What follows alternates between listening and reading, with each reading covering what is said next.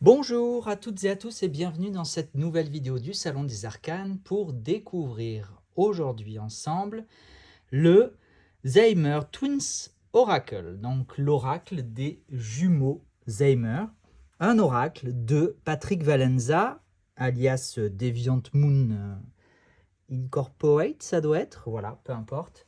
Patrick Valenza, Deviant Moon, Trionfil et la Luna, etc. On ne le présente plus, je pense. C'est devenu. Le Deviant Moon est devenu probablement l'un des tarots les plus modernes, on va dire, les plus populaires, les plus connus, les plus en vue du monde. Toujours pas traduit en français d'ailleurs. Est-ce que c'est prévu? Est-ce que c'est pas du tout prévu? Est-ce que ça serait bien ça de faire ça aurait un certain succès, je pense. Bref, peu importe. Là, je m'égare encore une fois puisque je voulais vous présenter le Zaymer Twins Oracle. Alors, je suis désolé, au moment où je tourne cette vidéo, je suis en rupture de stock, étant donné que si vous avez suivi les vidéos du Trionfil et la Luna, vous savez déjà, mais je vais faire un petit rappel que j'ai beaucoup traîné parce que c'était un projet qui date quand même de plusieurs mois, si ce n'est d'une bonne année et quelques. Je voulais m'affilier, je voulais prendre contact avec Patrick Valenza ou quelqu'un de son équipe. En l'occurrence, c'est plutôt quelqu'un qui travaille avec Patrick Valenza qui est derrière l'écran qui me répond, en tout cas. Et je voulais le faire depuis longtemps, j'ai beaucoup traîné, mais ça y est, c'est fait, le contact est pris, la première commande est passée, les premiers exemplaires se sont arrachés en boutique, vous m'avez quasiment fait exploser le site encore une fois. En tout cas, le site a tenu quasiment, il n'y a que les mails qui ont planté. Je me suis un peu retrouvé débordé par le nombre de commandes. Mais voilà, je sais que vous n'êtes pas toutes et tous pressés et que vous savez que ça peut prendre quelques jours pour être préparé. Donc voilà. Donc le Zaymer Twins, tout ça pour dire que oui, j'ai passé une grosse commande chez Patrick Valenza. Mais en fait, grosse commande parce que j'ai pris toutes ces références disponibles. Donc ça faisait quand même une bonne vingtaine de jeux différents. Je les ai plus, j'ai plus le nombre exact en tête, mais facilement une vingtaine parce qu'il y a souvent plusieurs versions différentes d'un même jeu. Donc ça, finalement, ça chiffre assez vite. Et du coup, j'étais déjà avec une très très belle commande. Étant donné le nombre de jeux différents, j'en ai pas pris beaucoup de chaque. J'en ai pris que 2-3 exemplaires, voire 4, 5 et au maximum 10 dans certains cas. C'était le cas du Zaymer par exemple. J'en ai pris 10 parce que je savais qu'il aurait un certain succès. Le problème, c'est que j'imaginais pas qu'il en aurait à ce point-là. En plus, il est passé après le Rose Label qui a donné quand même un bon coup de fouet, un bon coup de visibilité à la boutique. Donc, j'avoue que je me suis vite laissé déborder par le Zaymer. Et alors, je regrette un peu parce que je regrette un peu tout en ayant conscience que de toute façon, j'aurais quand même pu difficilement faire mieux. C'est-à-dire que, encore une fois, la gestion des stocks, c'est toujours très compliqué parce que financièrement, je suis contraint par l'argent que j'ai de disponible pour acquérir des stocks. Logistiquement aussi, en termes de temps aussi, temps de gestion, temps de commande, temps de préparation, temps de mise en ligne, etc. Voilà, donc évidemment, je ne peux pas non plus toujours tout avoir ou avoir en quantité suffisante. Là, en l'occurrence, c'était quand même une commande à plus de 3 000 € déjà. Donc voilà, donc c'était déjà une très très belle commande, mais pourquoi je regrette un peu? Parce que j'ai, quelques jours après, appris qu'il était en rupture. En fait, c'est l'édition que je vous présente là, c'est la première édition du Zaymer Twins. Et il est en rupture depuis quelques semaines, là, peut-être 15 jours, 3 semaines. Et la prochaine édition qui est prévue, qui est en cours de fabrication, qui devrait arriver à la fin du mois d'août, début du mois de septembre maximum, et donc évidemment je me réapprovisionnerai de cette édition-là, mais ça sera la deuxième édition qui ne comprendra pas des cartes bonus qui sont dans la première édition. Voilà, donc évidemment si j'avais su que c'était une première édition avec des cartes bonus et qu'il allait être en rupture aussi vite après, j'en aurais pris au moins 2 fois plus. Voilà. Voilà pour la petite introduction de 5 minutes. Je pensais faire cette petite vidéo rapidement, finalement, comme d'habitude, je traîne, je traîne, je traîne. Au niveau du jeu en proprement parler, pardon, ça sera la même chose dans la, a priori, ça sera la même chose dans l'édition 2, puisque c'est le cas de tous les jeux indépendants et auto-édités de Patrick Valenza. C'est aussi le cas, remarque, du Deviant Moon chez US Games. Le jeu vient dans une tug box, voilà, donc elle est vernie, donc elle est un petit peu solide, enfin solide. Elle fait pas complètement fragile, mais ça reste une tug box, donc soumise au shoot, aux aléas, aux petites cornures, etc. Mais voilà, c'est une jolie boîte, mais c'est une tug box, c'est un peu dommage, surtout pour des jeux de ce prix-là, mais c'est comme ça. Au niveau de la taille des cartes et du format des cartes, ce qu'on remarque assez vite, c'est le fait qu'elles soient carrées. Et du coup, j'ai envie de regarder quand même les... Oui, je voulais vérifier avec, par exemple, un Deviant Moon. On a bien des bords arrondis. Je vais vérifier avec un Triumph de la Luna. Pareil, on a des bords arrondis. Voilà, donc c'est pas moi qui me fais des idées. C'est bien une spécificité de ce jeu qui a donc des bords carrés à angle droit. Voilà, et donc... Je sais pas si c'est assez original. Moi, j'aime bien l'idée. Je trouve ça me dérange pas, mais c'est vrai que c'est un petit peu surprenant parce qu'on n'a pas l'habitude forcément de ce format à angle droit. Et surtout, je pense que c'est un petit peu plus susceptible de s'abîmer.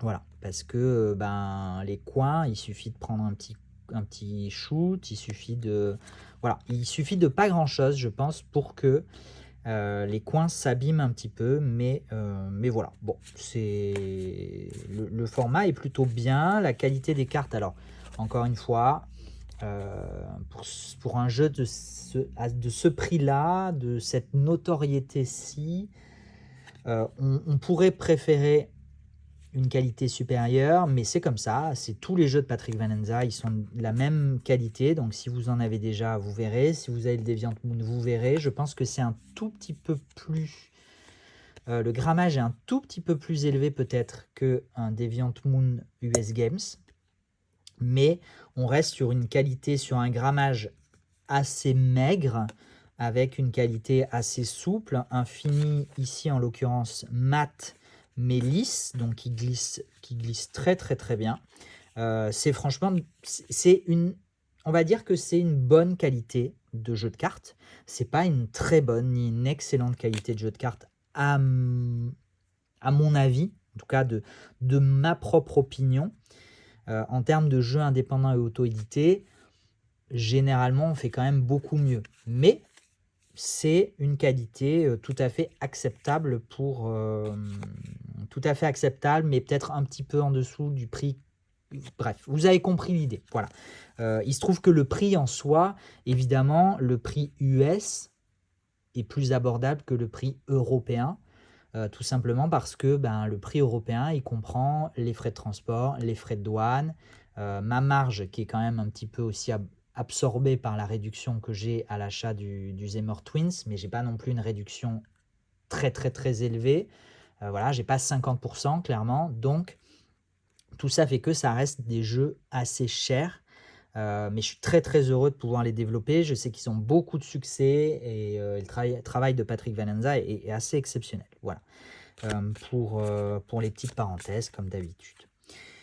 Le dos des cartes, est-ce qu'il est réversible? Non, mais en même temps, encore une fois, c'est un oracle, donc pas forcément besoin d'avoir un dos réversible. Et donc, je vous propose, sans plus tarder, d'aller découvrir. Donc, on a une petite carte de présentation avec au dos le lien vers le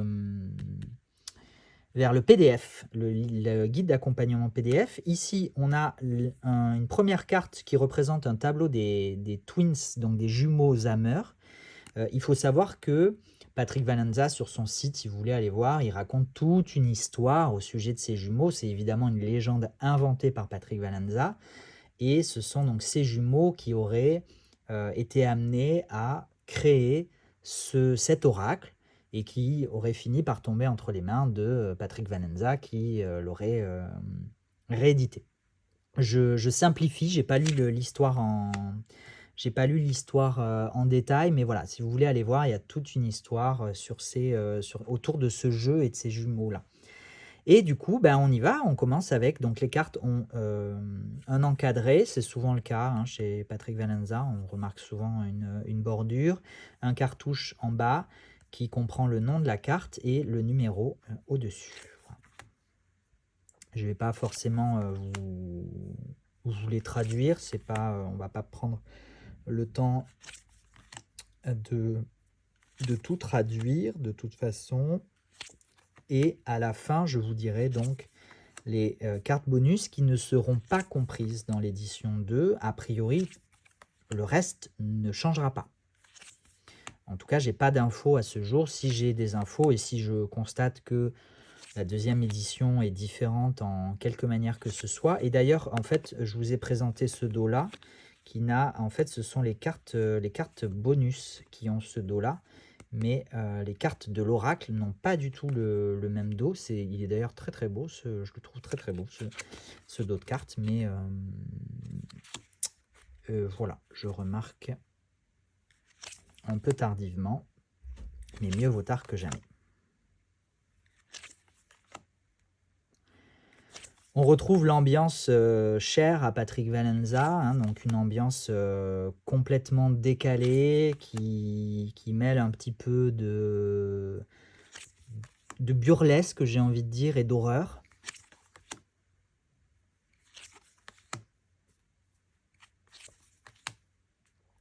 Alors on est en plein mois d'août, c'est vrai que j'ai hésité à mettre ces jeux à ce moment-là, mais voilà, je fais au fil de l'eau, au fil de mes arrivées, au fil de mes commandes, au fil de mes possibilités, parce que malheureusement, je sais aussi que si j'ai une clientèle fidèle qui est patiente, mais j'ai aussi des clients et des clientes qui ne sont pas aussi patients que ça, puisque parfois j'ai des messages où on me pose une question sur un jeu qui est en rupture ou sur un jeu que je n'ai pas encore, mais par exemple que je suis en train d'acquérir.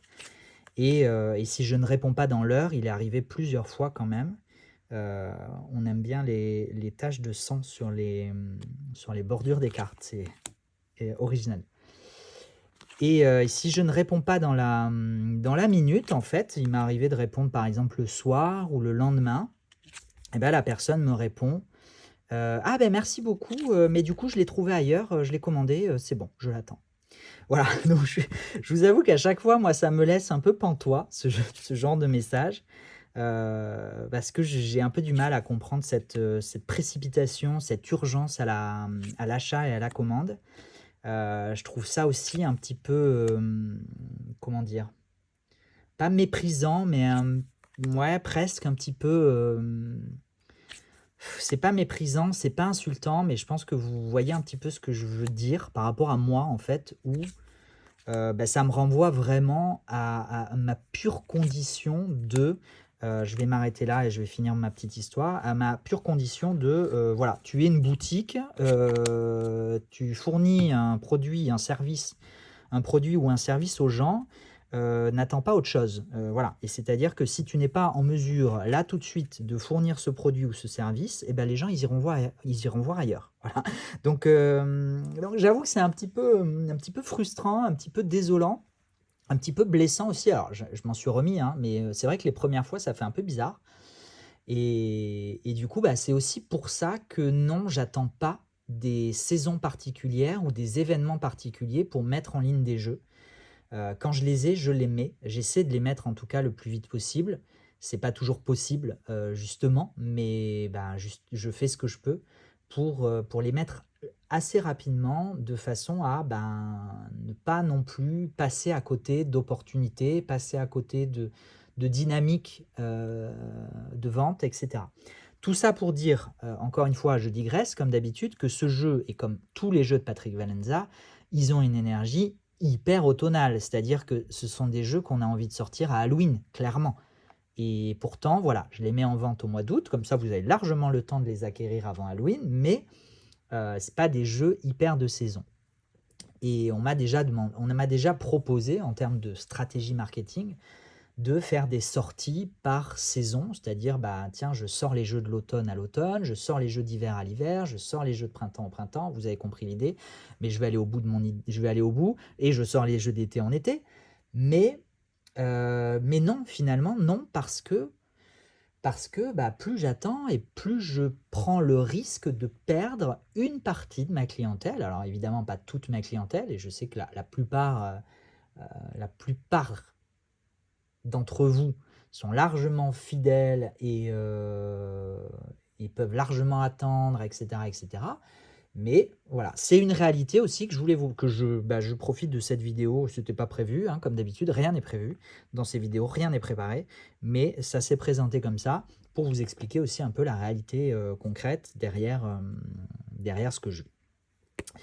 La carte Z pour Zamer, hein, a priori, puisqu'on retrouve ici les jumeaux de toute façon, qui du coup est une carte bonus qui ne sera pas incluse dans la deuxième édition. Et ensuite, on a, alors c'est plus étonnant, mais on dirait j'aurais peut-être dû chercher d'ailleurs ce à quoi ça correspondait.